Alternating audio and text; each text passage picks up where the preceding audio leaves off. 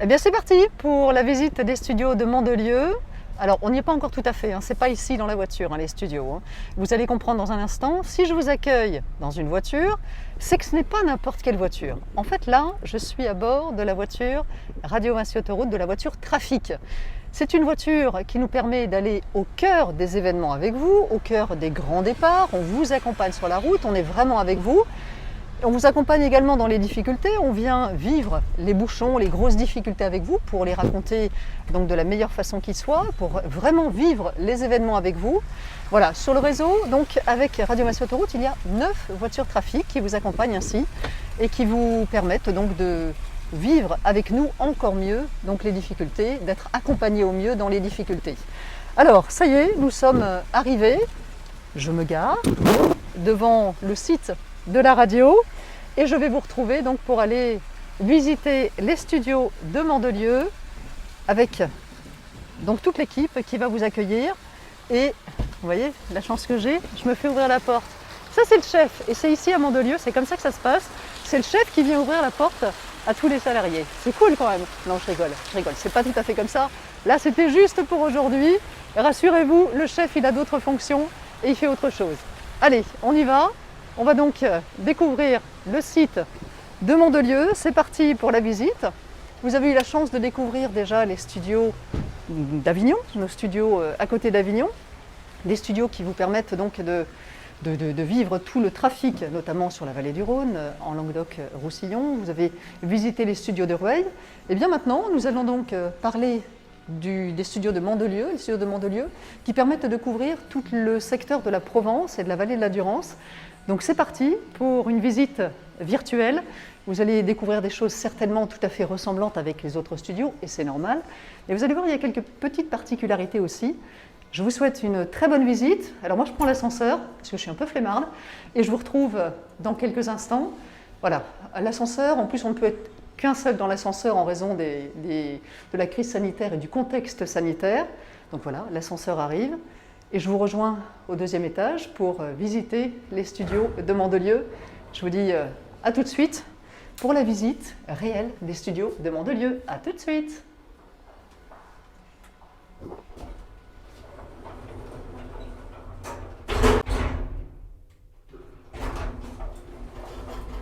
Me revoilà, ça y est, nous sommes prêts. Nous sommes à l'étage de la radio du site de Mandelieu. Mais avant d'aller dans les studios, je vais vous faire patienter encore un tout petit peu. On va aller dans un centre très très important, le Centre Information Trafic. Allez, on y va.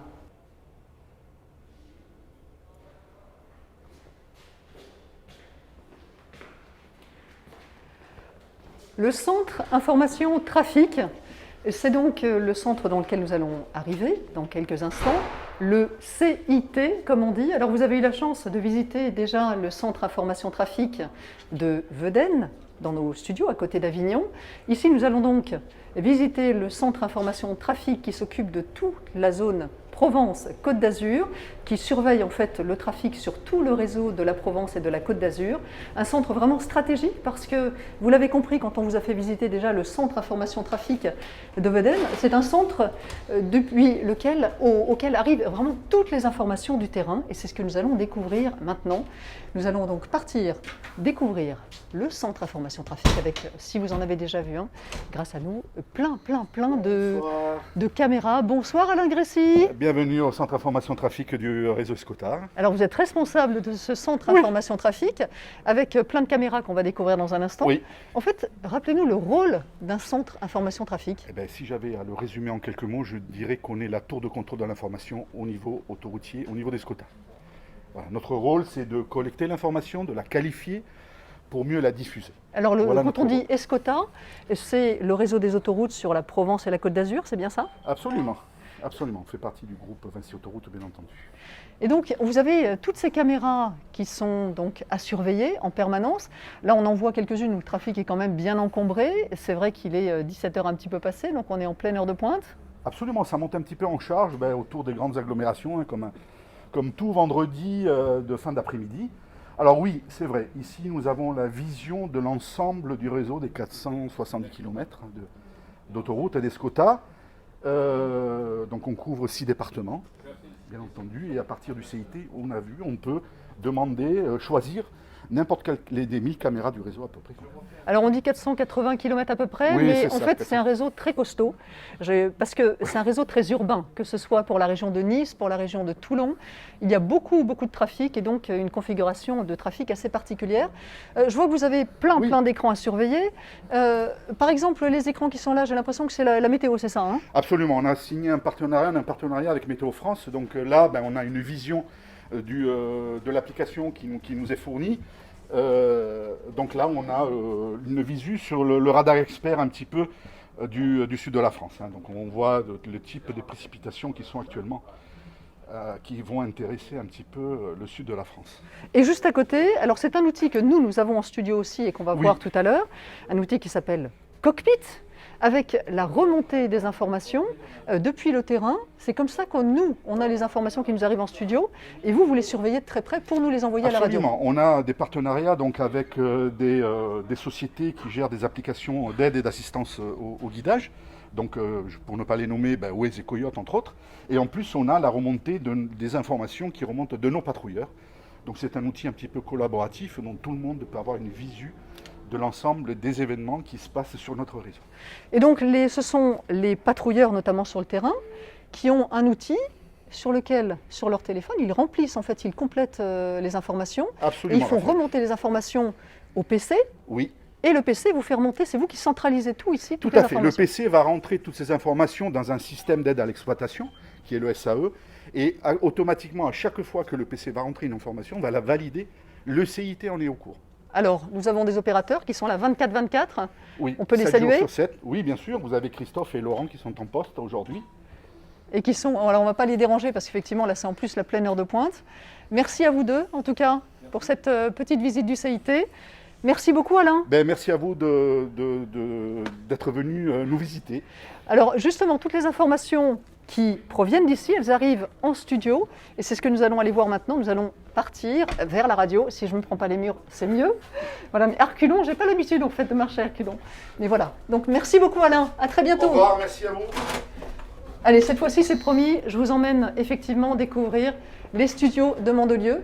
Alors, ces studios que vous allez découvrir dans un instant. Alors, c'est un peu un labyrinthe ici. Hein. C'est un grand bâtiment. Faut pas se perdre. Donc voilà, moi je connais le chemin, donc je vous emmène. Surtout, ne venez pas tout seul ici, de toute façon vous ne pourriez pas. Alors voilà, on part. Non, c'est pas par là, c'est pas par là. Non, c'est par ici, c'est par ici. Vous voyez la porte qui est derrière moi, là-bas tout au fond, c'est là-bas qu'on va. Alors avec un petit sésame d'entrée, la porte de la radio de Mandelieu se trouve effectivement au fond de ce couloir. Nous y allons. Ah oui, ça fait quelques kilomètres quand même. Hein. Avec le sésame d'entrée et nous allons arriver effectivement à la radio tout de suite. Allez, là vous y êtes, alors vraiment on aimerait vraiment pouvoir vous accueillir vraiment en direct, pouvoir vous faire venir comme on a l'habitude de temps en temps de le faire, mais malheureusement avec le contexte sanitaire, on ne pouvait pas vous recevoir vraiment en réel, donc on vous fait ces visites virtuelles. Allez, la visite des studios de Mandelieu, alors nous avons 3 studios ici, vous avez vu lors de la visite à Vedène qu'il y en a 4, ici il y en a 3. Voici le premier studio, un studio dont les appareils ressembleront aux appareils que vous allez voir dans les autres studios. Donc ça, c'est un premier studio qui n'est pas occupé pour l'instant. Nous allons voir 2 autres studios, par contre, qui sont occupés et je vais vous expliquer par qui et pourquoi dans un instant. Ah, ben non, elle n'est pas là. Elle n'est pas là. Normalement, c'est Véronique qui est là et qui gère toute la comptabilité de la radio, les feuilles de salaire. Et vraiment, elle est super précieuse parce que si on n'a pas nos salaires à la fin du mois, évidemment, on n'est pas super content. Alors, là, on continue la visite. Ah, salut Gilles! Bon, ça c'est le boss. Je vous l'ai montré tout à l'heure, le boss il m'ouvrait la voiture, mais là il est en train de travailler, donc on va le laisser. Voilà. À bientôt Gilles, merci!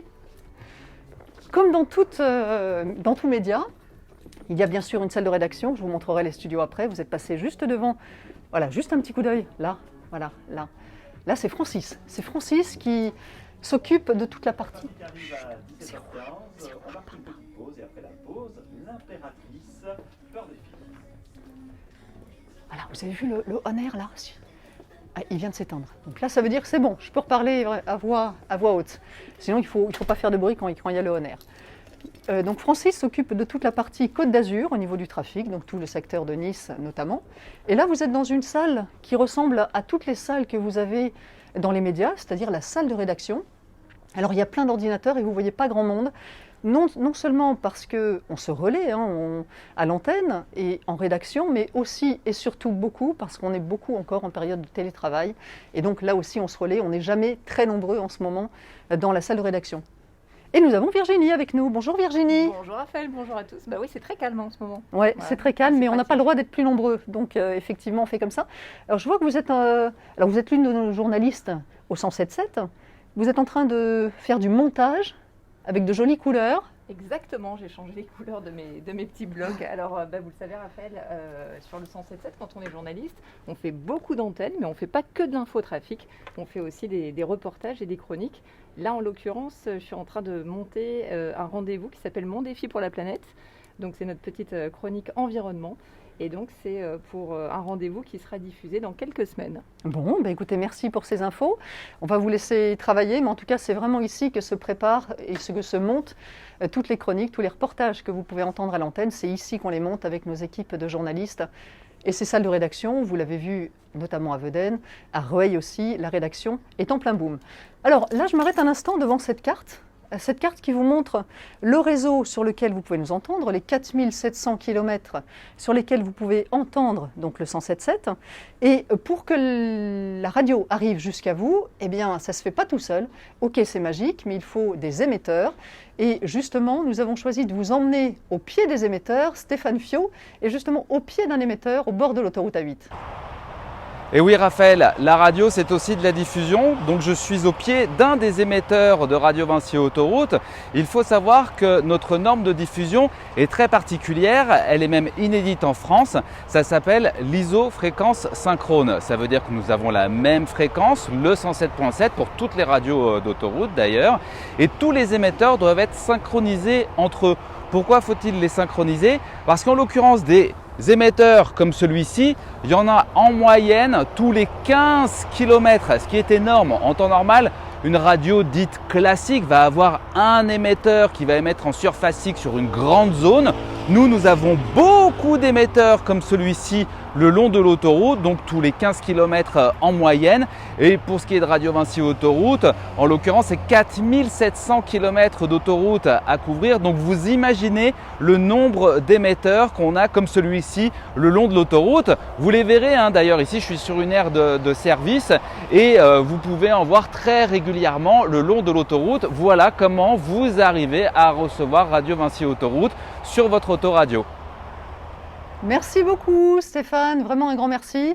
Alors j'ai mon téléphone avec moi pour suivre en même temps le direct, mais c'est surtout parce que je reçois vos messages, donc vous pouvez m'envoyer un petit message et nous écrire sur le site internet de la radio, la bulle Messenger, qui vous permet de nous envoyer un petit message et comme ça vous pourrez commenter en direct la vidéo. Bon, il y a toujours un petit décalage, vous le voyez, mais voilà, ça me permet d'avoir vos commentaires et merci effectivement à ceux qui ont déjà laissé un commentaire.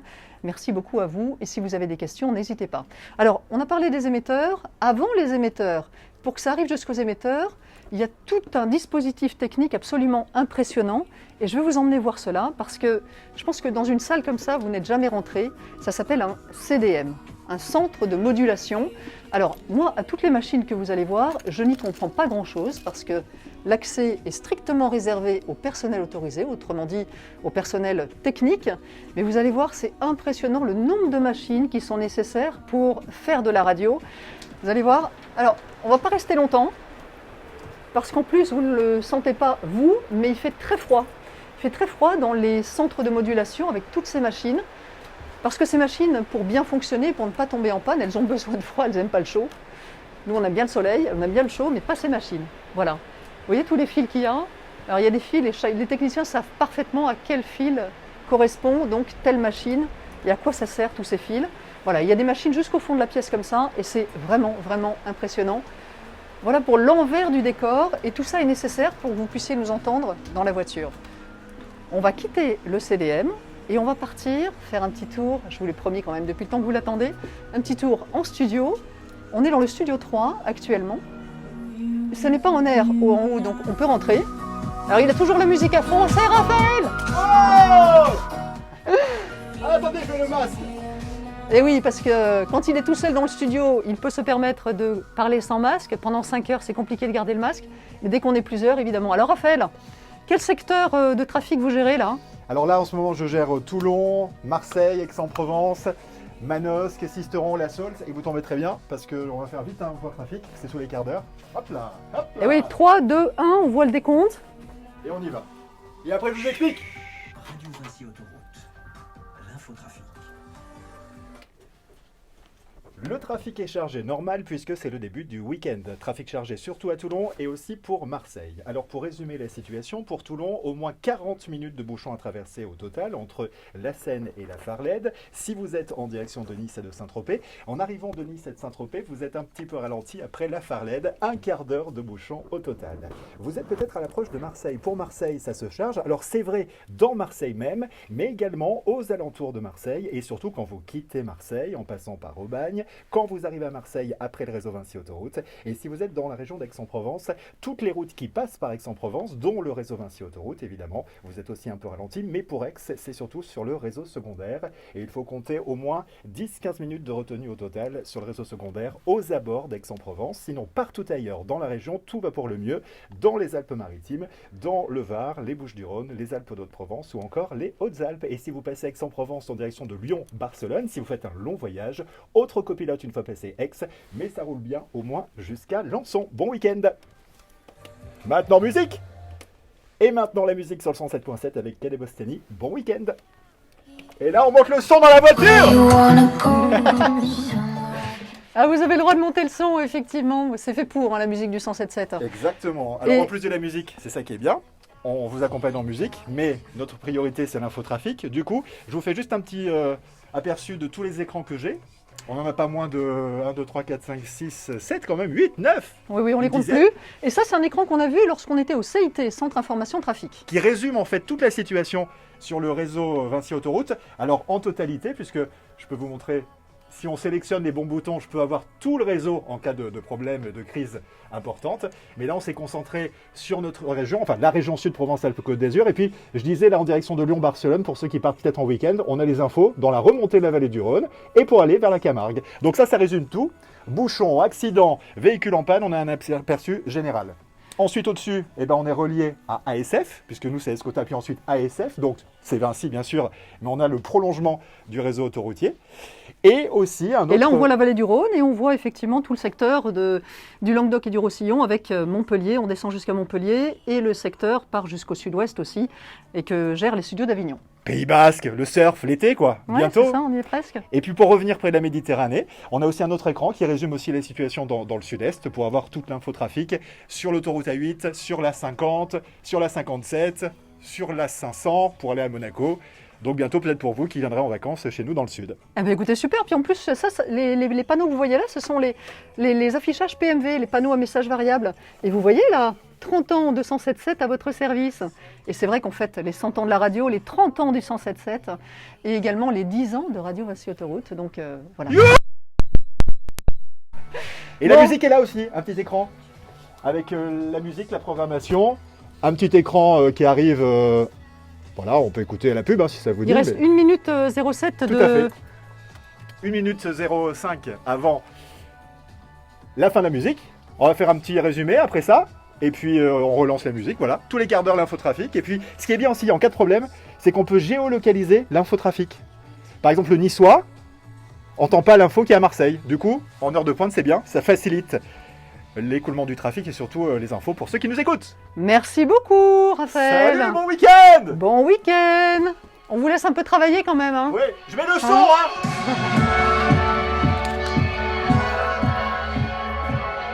Et c'est vrai qu'il y a quand même beaucoup de bonne humeur dans cette radio, et ça vous l'entendez aussi.